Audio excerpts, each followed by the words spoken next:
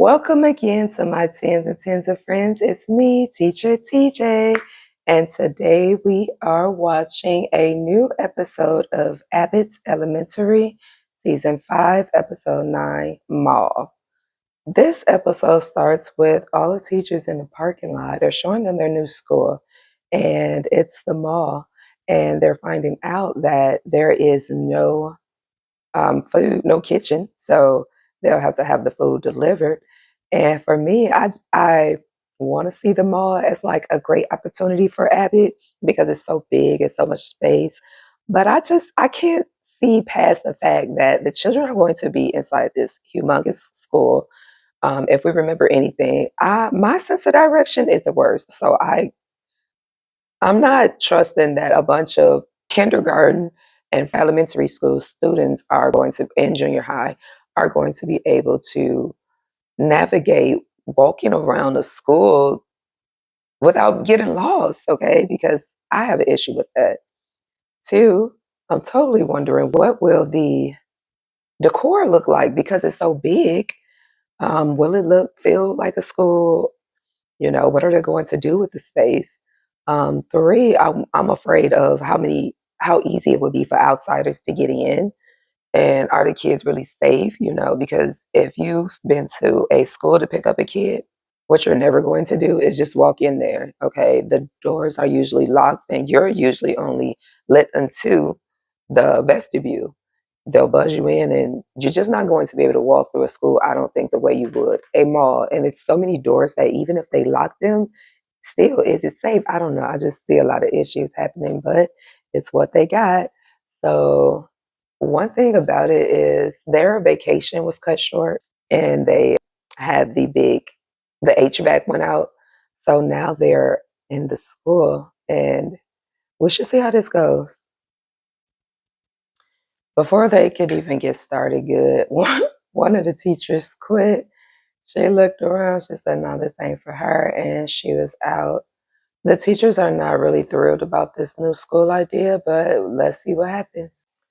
So, as they move into the school, of course, Janine is optimistic. She's really trying to make the best out of nothing. Barbara is not too thrilled about the idea, but she understands there's a lot of work to be done, so she's pushing through it. Melissa is feeling a bit nostalgic. I think we can all remember a time where we used to frequent the mall. All the teachers are going around trying to find their classroom. They get to pick what classroom they want.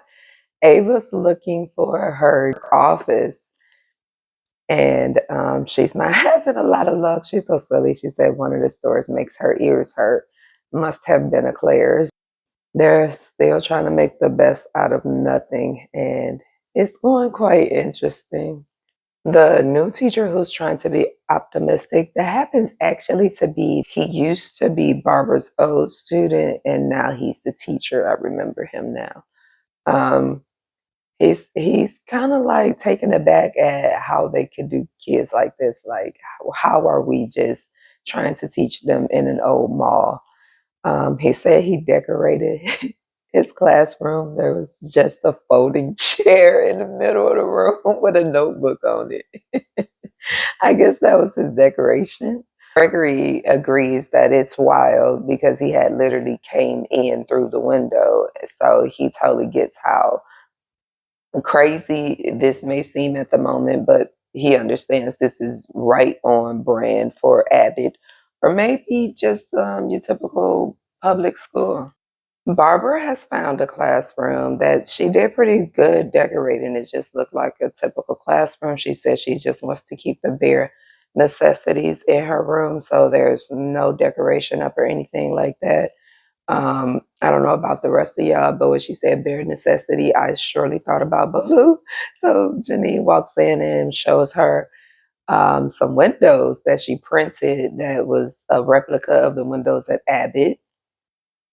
And she's going to hang them up as if they're the Abbott windows, I guess, in her classroom when she finds it. I don't think she found her classroom yet.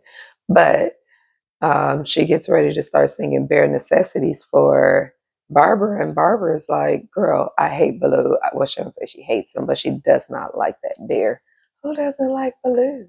She said she doesn't like his philosophies. I can't remember his philosophies. I just remember that song. Oh, now one thing about me is remember I don't watch a lot of movies, but I've probably seen more Disney movies than I have regular movies. That's where Pygmesia came from. All the teachers are prepping their students for the change, and meanwhile, Mr. Johnson is talking to his mops. And just as expected, Jacob realizes that over half his students are missing, so he goes to um, Melissa's class and asks her, "Do you notice like a lot of your students missing?" And she says, "Yeah." She can't blame him. She walks over to her entrance and starts teasing her hair and saying the mall is calling. And then a kid walks in and he says, Jacob's like, aren't you in the wrong classroom? The kid says, yeah, but he can't find where to go and he's given up and he's not going to walk another second because he's tired and this whole mall thing is insane. While teaching, one of Janine's students says she has to go to the bathroom, so she starts to explain how to get there, and the student, she just realized that she'll never make it. She'll get lost. So she takes her whole class to the restroom. While she's there, she sees Barbara's class and she's like, what's going on here? She's like, we're going to the bathroom. They couldn't go to the other bathroom because the toilet was too tall for the littles.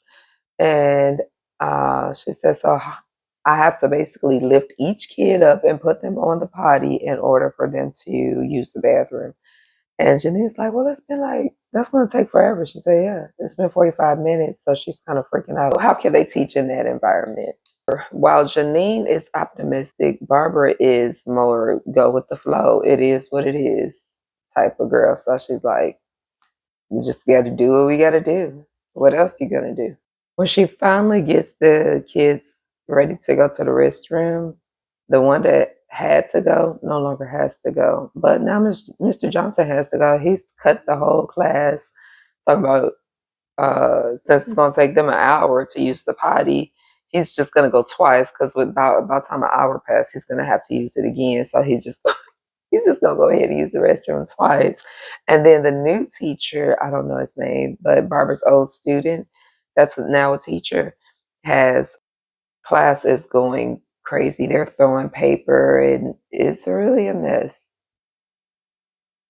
Jacob goes over to the new teacher's classroom and Barbara's old student and the kid, like I said, the kids were like irate, screaming, throwing stuff.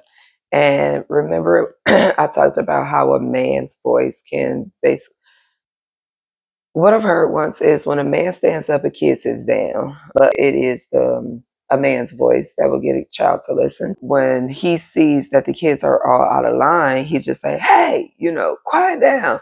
And they sit in their desk. Like I said, a lot of time, all we have is our voice. And for me, if it's not my voice, it's like me taking something away, a privilege, a toy, an activity, or something. So that's kind of like how I bring back the order in the room. So he's also saying, sometimes he was telling the teacher it's all going to be okay. And he says, sometimes you got to lie because is it going to be okay? They don't even know how long they're going to be there. That's crazy work.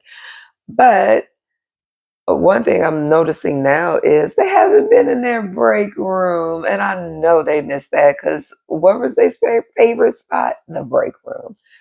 So well, they're going to go over to the break room and we'll see how that goes.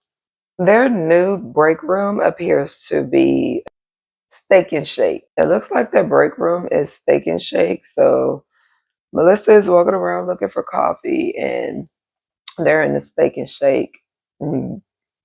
Jacob says he missed his Heelys. I remember when my girls had Heelys. They didn't wear them very long. What happened to that? I never had Heelys. I think my foot was too big, but I did want some. Well, it's lunchtime, and those lunch deliveries look terrible. It kind of looked like mucus. It looks bad, and the kids are irate. They're not eating it. One kid goes as far as to kick the new teacher's laptop. Talk about you can't make us stay. You right? Let's call your mama because you tripping. I bet you stay tomorrow and don't kick my laptop. What's wrong with you? It's going as we would all expect it. The kids have no respect for this new school. They're all in the cafeteria, food court, chanting fake school. One of the little kids had an accident, and Janine realized that her change of clothes at Abbott.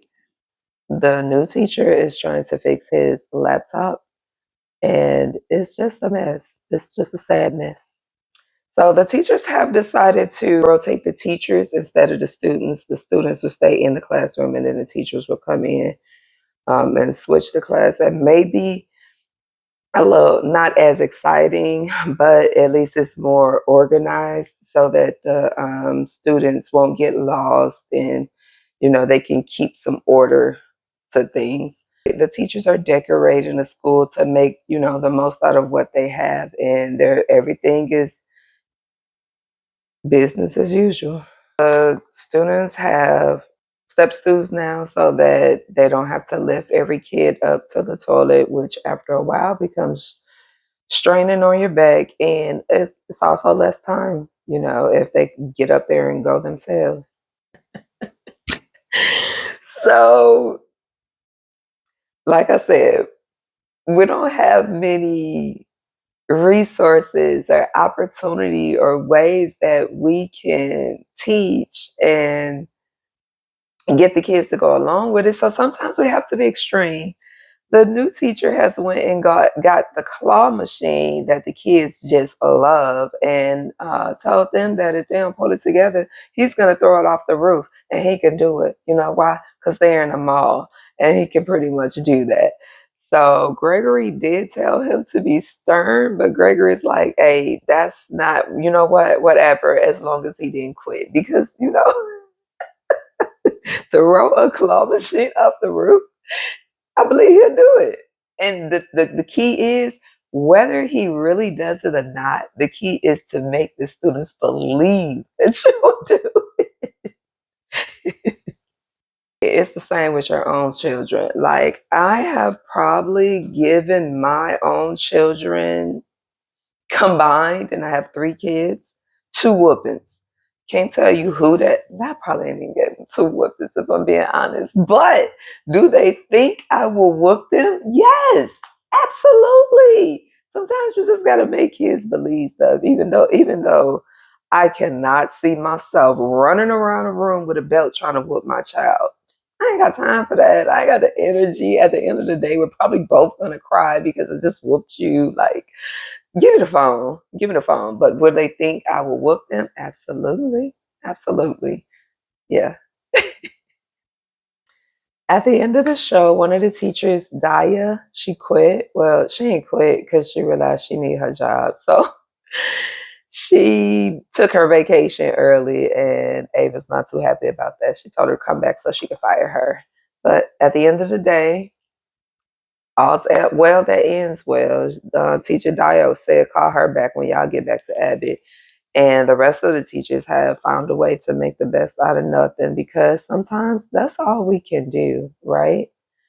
Well, thank you so much for tuning in to my tens and tens of friends. And if you're not a 10, become a 10 friend and hit like.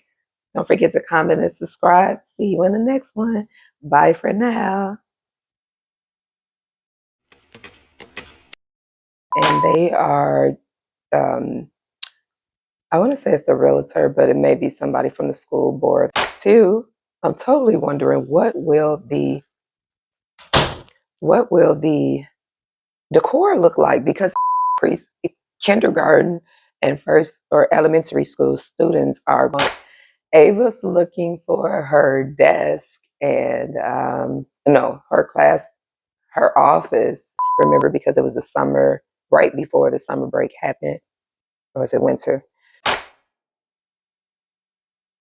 And while Barbara is optimistic, not Barbara, while Janine is optimistic, their new break room appears to be a chute or That's what we have in Hammond, Indiana. It's a hamburger place called Shoots. If you're ever in Hammond, go ahead and grab you one of those burgers and fries. They are tasty, but that's not Shoots. I think it was the white hamburger spot name. I can see it, but I can't think of it. What the crap is the name of the hamburger spot? Steak and Shake. So the teachers have decided to rotate the students out. No,